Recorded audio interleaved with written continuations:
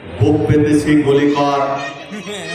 আজকে এই চর রূপনগর ইউনিয়ন আয়োজিত এই কর্মী সভার সম্মানিত সভাপতি, উপস্থিত চাঁপাইনবাবগঞ্জ থানার সম্মানিত আহ্বায়ক জনাব আমিনুল ইসলাম, সদস্য সচিব জহিরুল হক বিশ্বাস বুলু, চাঁপাইনবাবগঞ্জ পৌরসভার সম্মানিত আহ্বায়ক সারওয়ার জাহান, সদস্য সচিব বাচ্চু সহ যুবদল, ছাত্রদল, স্বেচ্ছাসেবক দল, শ্রমিক দল, কৃষক দল ও মহিলা দলের নেতৃবৃন্দ এবং আমার সামনে বিএনপির চালিকা শক্তি তথা তৃণমূলের নেতৃবৃন্দ, তারেক রহমানের প্রাণ প্রিয় নেতৃবৃন্দ, এই চরণ প্রগরের আনাচে কানাচে থেকে আসা শ্রদ্ধাভাজন মুরব্বী, যুবক ছাত্র ভাইরা, সাংবাদিক ভাইরা, সকলকে জানাই দেশনেত্রী বেগম খালেদা জিয়ার পক্ষ থেকে, জনাব তারেক রহমানের পক্ষ থেকে অগ্রিম শুভেচ্ছা সালাম। আসসালামু আলাইকুম ওয়া রাহমাতুল্লাহি ওয়া বারাকাতুহু। সম্মানিত সুধী মণ্ডলী, আপনারা জানেন জুলাই আগস্টের গণবিপ্লবের কারণে এই দেশে তথা বাংলাদেশে প্রায় 884 জন ছাত্র জনতা শেখ হাসিনা বাহিনীর নির্যাতনে, হাসিনা বাহিনীর প্রশাসনের গুলিতে শাহাদাত বরণ করেছিলেন। সেই 884 জন এই বাংলাদেশের ছাত্র জনতা যারা শহীদ হয়ে মহান রব্বুল আলামিনের কাছে চলে গেছেন, তাদের আত্মার মাগফিরাত কামনা করছি। সেই সাথে সাথে ওই সব পরিবারের প্রতি সমবেদনা জ্ঞাপন করছি। সেই সাথে সাথে স্মরণ করছি এই জুলাই আগস্টের এই আন্দোলনে যারা অঙ্গহানি হয়েছে, কেউ চোখ হারিয়েছে, কেউ হাত হারিয়েছে, কেউ পা হারিয়েছে, কেউ অনেক বড় বিপদে পড়ে এখনো যারা ওই হসপিটালের বিছানায় শুয়ে শুয়ে কাতরাচ্ছে, সেই সব ভাইদের জন্য আমরা সমবেদনা জ্ঞাপন করছি।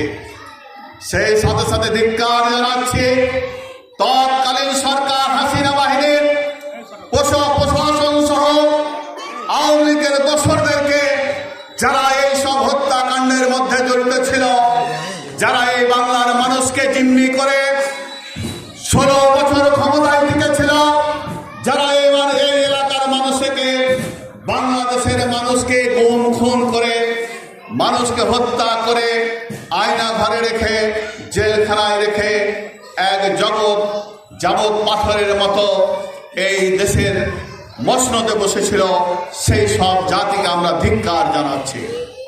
সংগ্রামী সাথী ও বন্ধুগণ,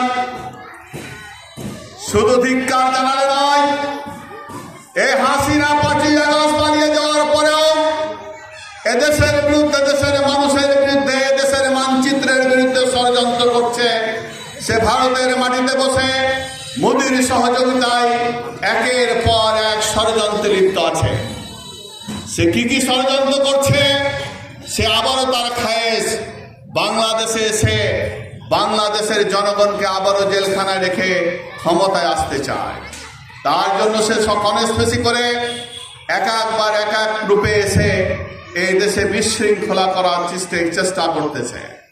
একবার আনসার লীগকে দিয়ে কনস্পেসি করে ষড়যন্ত্র করছিল, একবার সুইপার লীগ, কখনো হেলমেট লীগ, কখনো ডাক্তার লীগ, কখনো নার্স লীগ, যখন যাকে পাচ্ছে এদের মাধ্যমে দেশে বিশৃঙ্খলা সৃষ্টি করার পায়তারা করছে। শুধু তাই নয়, ভারতের মাটিতে বসে মোদির সহযোগিতায় আমাদের বর্ডার বেল্টে বিএসএফ এর মাধ্যমে আমাদের এলাকার মানুষকে হত্যা করার পায়তারা করছে। শুধু তাই নয়, আপনারা জানেন গত 2-3 দিন আগে মোনাকসার চৌকা বিওপির এখানে ওই বর্ডারে বিএসএফ কত বড় দৃষ্টান্ত যে বাংলাদেশের মাটিতে এসে তারা কাঁটা তারের বেড়া শুরু করেছে। আমাদের বিজেপি বলিষ্ঠ কণ্ঠে এটাকে বাধা দিয়েছে। ওই এলাকার জনগণ সব কিছু উপেক্ষা করে বর্ডারের মধ্যে গিয়ে সবাই একদম রেলে করে উঠেছে, নো, এখানে আমাদের এলাকায় আমাদের জায়গাতে তোমাদেরকে কাঁটাতারের করা দেওয়া যাবে না। মোদি মনে করেছিল গত 16 বছর আমি বাংলাদেশে বিড়ালকে দিয়ে রাজনীতি করাইছি, বিড়ালকে দিয়ে বাংলাদেশের জনগণকে শাসন করিয়েছি, বাংলাদেশের রাষ্ট্রীয় মসনদে বসিয়ে রেখেছি। সেটা মনে করেছে ওই বিড়াল যে বাঘ হয়ে গেছে এটা তারা জানে না, কারণ তারা মুখোশ পরাইছিল বাঘের মুখে বিড়ালের মুখোশ পরিয়ে এই বাংলাদেশে শাসন ব্যবস্থা কায়েম করেছিল শেখ হাসিনার মাধ্যমে। কিন্তু 5ই আগস্ট শেখ হাসিনা পালিয়ে যাওয়ার পরে সমস্ত মুখোশ খুলে ফেলে দিয়ে বাংলাদেশের জনগণ এক একটা রয়্যাল বেঙ্গল টাইগারে পরিণত হয়েছে, এটা মোদি ভুলে গেছে। তাই আমরা বলতে চাই, বাংলাদেশের মানুষের যে ইমানি জজবা আছে, ইমানি শক্তি আছে, এই শক্তিকে কোনো গুলি দিয়ে বম দিয়ে কোনদিন পরাজিত করা যাবে না। এই শক্তি আল্লাহ পাকের মহান রব্বুল আলামিনের প্রেরিত শক্তি। যার ঈমান আছে তার সব আছে, যার ঈমান নাই তার ধর্ম নাই, তার কর্ম নাই, তার কিছুই না। সংগ্রামী সাথী বন্ধুগণ, তাই আগামী দিনে এই আওয়ামী লীগ বারবার ষড়যন্ত্র করবে, ভারতকে নিয়ে চেষ্টা করবে এই দেশকে বিশৃঙ্খলা সৃষ্টি করা যায় কিভাবে, এবং এই দেশের মধ্যে কিছু বর্ণচরা দলকে নিয়েও চেষ্টা করবে। কারণ তারা জানে যে বাংলাদেশ জাতীয়তাবাদী দল বিএনপি একটি শক্তিশালী অবস্থানে বাংলাদেশ অবস্থান করছে। বাংলাদেশ জাতীয়তাবাদী দল বিএনপি কখনো ভোটকে ভয় পায় না।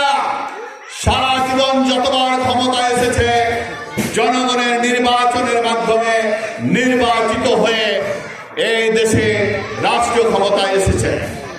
তাই এই বিএনপিকে সব সময় যারা পরাজিত করেছে কনস্পিরেসির মাধ্যমে, ষড়যন্ত্রের মাধ্যমে এই বিএনপিকে কনস্পিরেসি করে রাষ্ট্রীয় ক্ষমতার বাইরে রাখা হয়েছে।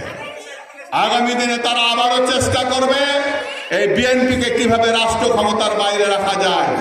সংগ্রামী সাথী বন্ধুগণ, তাই আপনাদের কাছে আমার দৃষ্টি আকর্ষণ, আমাদের দলের মধ্যে নেতৃত্বের প্রতিযোগিতা আছে। সবাই নেতা হতে চায়, তাতে কোনো দোষের কোনো কথা না। আমরা নেতৃত্বের প্রতিযোগিতা করতে চাই। এই নেতৃত্বের প্রতিযোগিতা করতে গেলে আমাদেরকে কর্মী সভার মাধ্যমে প্রত্যেকটা জনগণের মতামত নিয়ে, প্রত্যেকটা কর্মীর মতামত নিয়ে আমরা আজকে নেতা নির্বাচন করতে চাই। আমরা প্রত্যেকটা ইউনিয়নে গিয়ে, প্রত্যেকটা ওয়ার্ডে গিয়ে আমরা এইভাবে কর্মীদের মতামতের ভিত্তিতে আমরা নেতা নির্বাচন করছি। তাই আজকেও এই রূপনগরে আমরা নেতা নির্বাচন করব। যাদের কাছে এই দায়িত্ব দেব, যাদেরকে ইউনিয়নের সভাপতি, যাদেরকে কমিটি